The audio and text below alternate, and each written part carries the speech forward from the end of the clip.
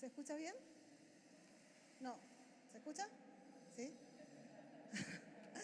Bueno, muchísimas gracias a todos. La verdad que para mí es un honor y un privilegio estar en el día de hoy con ustedes en esta agenda tan importante. Quiero agradecer a la senadora Crexel, también quiero agradecer a Andrea Libac y a todas las gestiones de los laboratorios, en especial a mi pichonita Mara Bonet, que se encargó de contactarme, y también a Noelia, que se ofreció a traerme. Bueno, ¿por qué hablar de cáncer de mama? Y yo creo que más allá de la prevención, quiero hacer un poquito de hincapié en números, que como dijo recién la senadora Magdalena, ella no iba a hablar, pero yo sí. Puntualmente, ¿por qué hablamos de cáncer de mama? Porque es el cáncer más frecuente en la mujer. Hablando puntualmente de lo que es el mundo, en una serie de datos de Globocam sobre 168 países, sabemos que más de 2.200.000 mujeres van a enfermar al año de cáncer de mama. Estas son estadísticas del año 2020. Sin embargo, sabemos que es una enfermedad altamente curable, alrededor de 500.000 muertes. Sin embargo, en Argentina, esto es a nivel mundial, representa un 24%. En Argentina, estos números son aún mayores. Fíjense que es el 32% y aproximadamente estamos hablando de alrededor de 22.000 nuevos casos al año.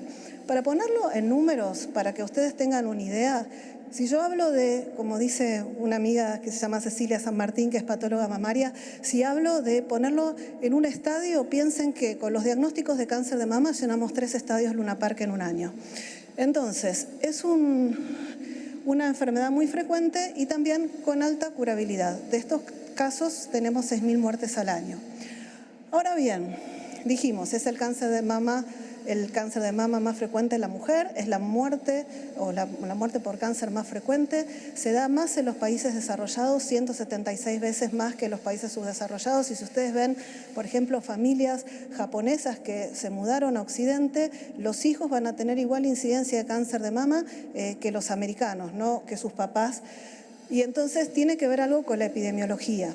Para ponerlo también en números, alrededor de 88 cada 100.000 vamos a tener habitantes en la Argentina un cáncer de mama. Recordar que el 99% de los cánceres de mama son en las mujeres, pero hay un 1% que son en el hombre, y que si bien más del 50% son en mujeres mayores de 50 años, alrededor de un 25% son en pacientes menores y hasta un 5% en menores de 35. El cáncer de mama es esporádico, en su mayor parte de los casos, pero como dice la doctora María Eugenia Azar, que está acá presente, que es la jefa de patología mamaria del ROFO, el hecho de ser mujer y cumplir años es el principal factor de riesgo para desarrollar un cáncer de mama. Entonces, solo el 8% está ligado a la herencia, por eso es muy importante la determinación de algunos genes. Los más conocidos son los genes BRCA, y esto sería muy importante que hubiera acceso a nivel de salud pública en forma homogénea para todas las pacientes, para poder, cuando nosotros consideramos que tiene un factor de riesgo, hacer estas determinaciones de los genes. Esto es un poco las estadísticas del Instituto ROFO, por ahí se ve muy chiquitito en estas pantallas. Les cuento, el Instituto ROFO es un hospital de la Universidad de Buenos Aires, digamos nacional, un hospital de autogestión.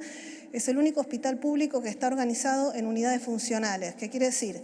Nosotros tenemos la unidad funcional de mama, coordinada en la parte de oncología por la doctora Andrea Aguilar, que se encuentra aquí en el público, y la doctora María Eugenia Azar. Nosotros tenemos distintos tipos de consultas, que son las consultas de patología mamaria, las consultas de oncología, las consultas de segunda opinión y las consultas de unidad funcional. ¿Qué es unidad funcional? Un grupo de médicos que son especialmente dedicados a esa patología, o sea que son expertos en ese tema.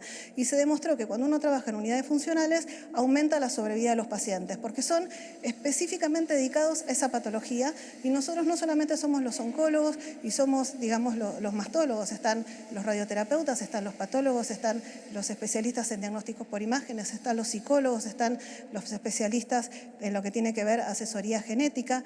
Y entonces, por ejemplo, dentro de las estadísticas de lo que es el hospital, en unidad funcional, donde vemos las segundas opiniones y los pacientes que tenemos que trabajar en conjunto, en el primer semestre se abrieron 600 pacientes y en el segundo semestre, de agosto, septiembre, desde julio, agosto, septiembre, se vieron 300 pacientes.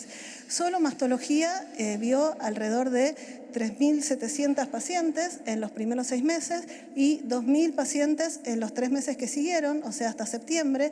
En lo que es asesoría genética, vimos alrededor de 236 pacientes en los primeros 6 meses y 129 en los 3 meses que siguieron. Y en lo que es segunda opinión de oncología, es decir, pacientes que están tratados en otras instituciones y vienen a corroborar si esto es correcto lo que se está realizando, 77 pacientes en los primeros 6 meses y 52 en los 3 meses que siguieron. Y oncología ve en los primeros 6 meses 4.400 consultas y en los últimos 3 meses 2.250 consultas.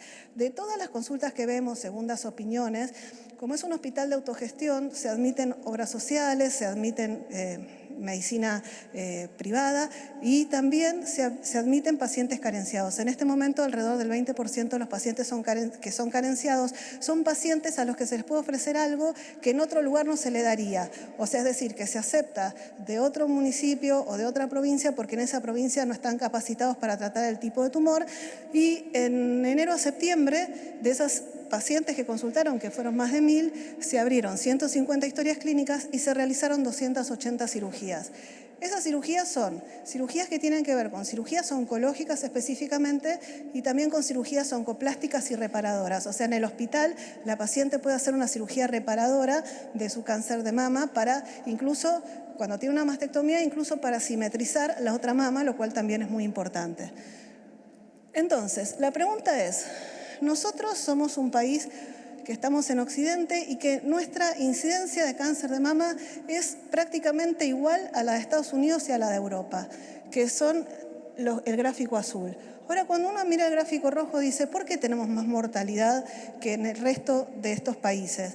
¿Cuáles serían las diferencias y por qué? ¿Cómo lo podemos explicar?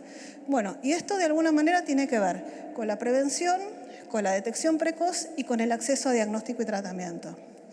Con respecto a la prevención, saben que el ROFO cumplió 100 años y Elena Larroque era la esposa del doctor Roffo y ella crea la ALSEC en el año 1921. Y cuando ella crea la ALSEC, hace una frase fantástica y magnífica, porque realmente es una precursora esta mujer, que dice, nuestra lucha diaria es en contra de un enemigo invisible, pero previsible.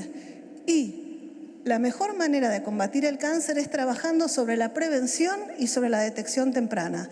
1924. Entonces, ¿el cáncer de mama se previene? Bueno, en realidad lo que nosotros hacemos es prevención secundaria. Sin embargo, hay ciertas teorías que tienen que ver con algo que se llaman exposomas, que es a lo que está expuesto el individuo durante su vida. Por ejemplo, lo que tiene que ver con el medio ambiente, con los alimentos ultraprocesados, con el peso, con la diabetes tipo 2, con el tabaquismo, con el alcohol, con la falta de actividad física.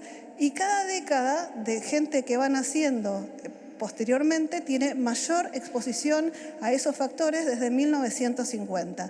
Y eso explicaría que cada vez detectamos mujeres más jóvenes y por eso, como decía recién la senadora, la falta de tiempo, decir no tengo tiempo porque esa mujer tiene que trabajar, tiene que atender a su familia, a sus hijos, etc. Entonces, de los 14 tipos de cánceres prevenibles, ¿sí? 8 son de origen digestivo porque también hay cambios en lo que es la microbiota que tiene que ver con los organismos que tenemos en el intestino. Pero el cáncer de mama, nosotros podríamos tomar algunas conductas que tienen que ver como mantener el peso adecuado, hacer ejercicio, disminuir la ingesta de alcohol, disminuir el tabaco y obviamente la dieta y evitar el sobrepeso. Saben que en una encuesta hecha por el Instituto Nacional del Cáncer en el año 2018, el 65% de la población argentina tenía sobrepeso. Entonces, no puedo prevenirlo, ¿sí? Porque aunque yo lleve todos esos factores a cero, el cáncer de mama va a existir igual. Sin embargo, puedo detectarlo precozmente y esto es a través de la mamografía. Y si yo detecto un cáncer de mama en forma precoz, voy a tener una chance de curación mayor del 90%. Y esto es lo importante, que es una enfermedad curable. Entonces, la detección precoz justamente depende de la mamografía. La mamografía es una radiografía de las mamas con baja dosis de radiación, por eso de que existe, no, porque yo me voy a agarrar algo con esa radiación y si va a irradiar la tiroides, eso es todos mitos, todos mentiras. La mamografía realmente tiene muy baja irradiación y acá vienen los distintos consensos. Es un problema de salud pública. El Instituto Nacional del Cáncer dice que la mamografía debe hacerse a partir de los 50 años. La verdad es que la Sociedad Argentina de Mastología la recomienda a partir de los 40. Sin embargo, bueno, cada persona hablará con su médico. En la Sociedad Argentina de Mastología se recomienda en forma anual a partir de los 40 años y hacer el par radiológico con la ecografía. Y si hay un familiar que ha tenido un cáncer de mama cercano, ya sea en primer grado, la madre, la hermana, debe hacerse la primera mamografía 10 años antes que el familiar tiene el cáncer de mama. Entonces, un punto importante, la gente de Link colaboró muy cercanamente con esta presentación, el doctor Alejandro Di Sibio, que es responsable del programa de tamizaje, que es la realización de mamografías, y esta realización de mamografías que se cargan en un sistema, es una carga voluntaria, es heterogénea, es parcial, pero sin embargo nos puede dar algunos datos interesantes. Por ejemplo, desde el año 2012 hasta el año 2022 se cargaron alrededor de 908.000 mamografías y en el año 2022 cerca de 89.000. Participan todas las provincias menos Formosa y Santa Cruz y hay carga de datos de más de 200 usuarios en todo el resto de las provincias. Un dato interesante que para el año 2018 aparentemente el 66% de las mujeres accedía a hacer alguna mamografía en todos los sectores y fíjense acá lo que pasó con la pandemia, que del año 2019 de hacer casi 150.000 mamografías pasamos a 56.000 con una disminución del 61%. Y si hablamos específicamente del sector público de marzo a diciembre 2019, marzo a diciembre 2020, bajaron en un 71%.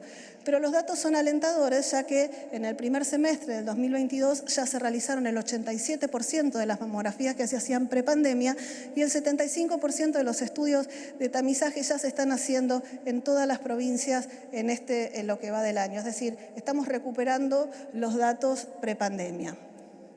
La otra pregunta, ¿el autoexamen es un método de detección precoz? No, porque cuando yo toco un nódulo es que ya esto tiene probablemente más de 1 centímetro, pero sí sirve para que yo conozca cómo es las características de mis mamas. Entonces, nosotros a todas las mujeres las alentamos que una vez al mes, ya sea después de la menstruación en las mujeres que menstruan o, por ejemplo, el día del cumpleaños en las mujeres posmenopáusicas, hagan el autoexamen que se hace frente a un espejo, paradas y después acostadas, palpando en forma, digamos, siguiendo las agujas del reloj y desde afuera hacia adentro para ver si hay algún nódulo, eritema, cambios en su forma y enseguida poder consultar al médico. En cuanto al diagnóstico, simplemente, tal vez esta es una parte compleja que voy a tratar de hacerlo lo más sencillo posible para los que no somos médicos, es que para hacer el diagnóstico del cáncer de mama yo tengo que tomar una muestra de tejido, eso se llama biopsia. Y el cáncer de mama no es una sola enfermedad, es un grupo heterogéneo de enfermedades que está determinado por las características que ven los patólogos en la superficie de la célula. Acá está la doctora Costa, que es una referente en patología mamaria en el país, y está la jefa del departamento de patología del Instituto Rofo, que es la doctora Erika Rojas Bilbao, que ellas conocen muy bien este tema. Entonces, puntualmente, lo que sabemos es que la mayor parte de las pacientes expresan algo que se llaman receptores a las hormonas. Son pacientes que se van a beneficiar de terapia hormonal. Hay un subgrupo de pacientes que expresan una proteína que se llama HER2, que van a necesitar un tratamiento específicamente dirigido para esa proteína.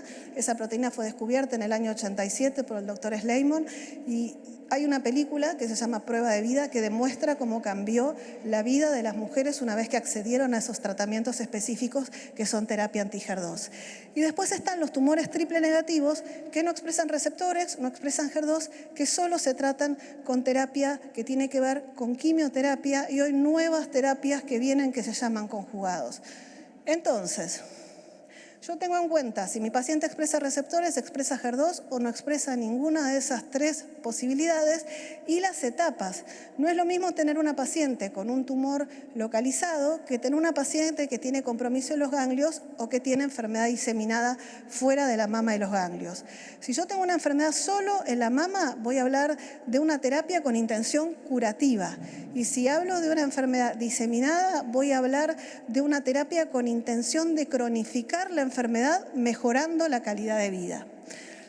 Y entonces, simplemente para mencionarles cómo es el tratamiento, no vamos a entrar en esto porque resultaría muy aburrido, simplemente cuando yo tengo una paciente con un cáncer de mama que está localizado en la mama, mi primer punto va a ser la cirugía. Yo voy a hacer una cirugía para remover el tumor.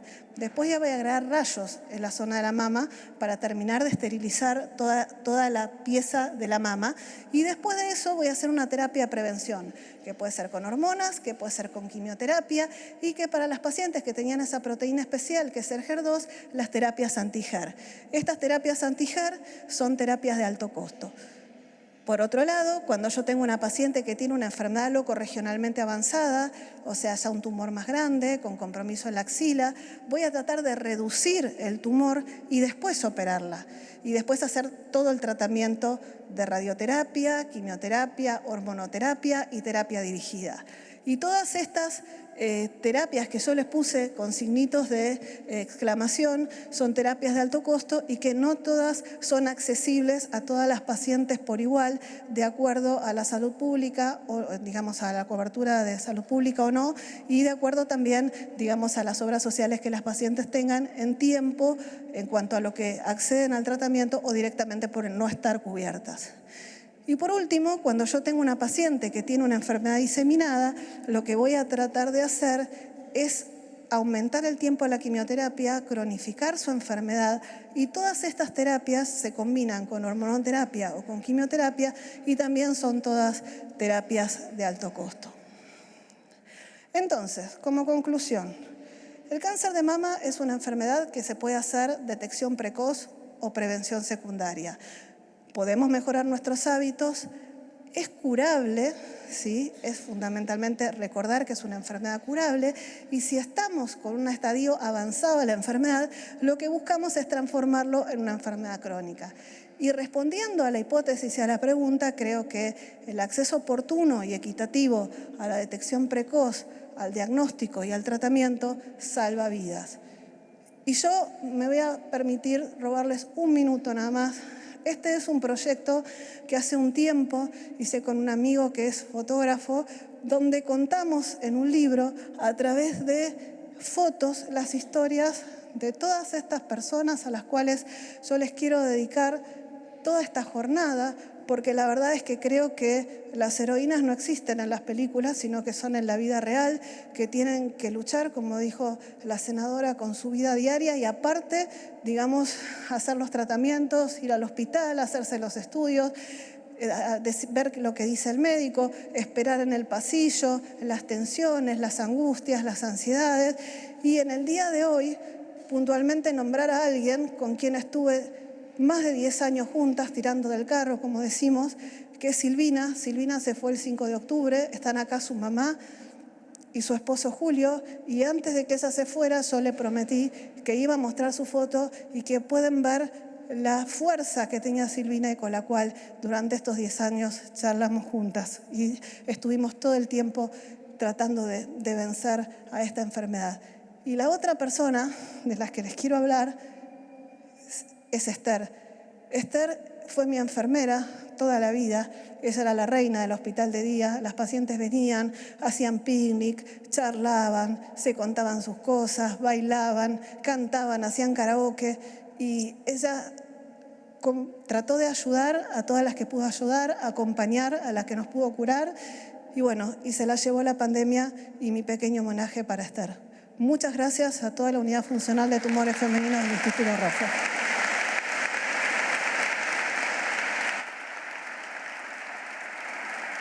Muchas gracias, doctora.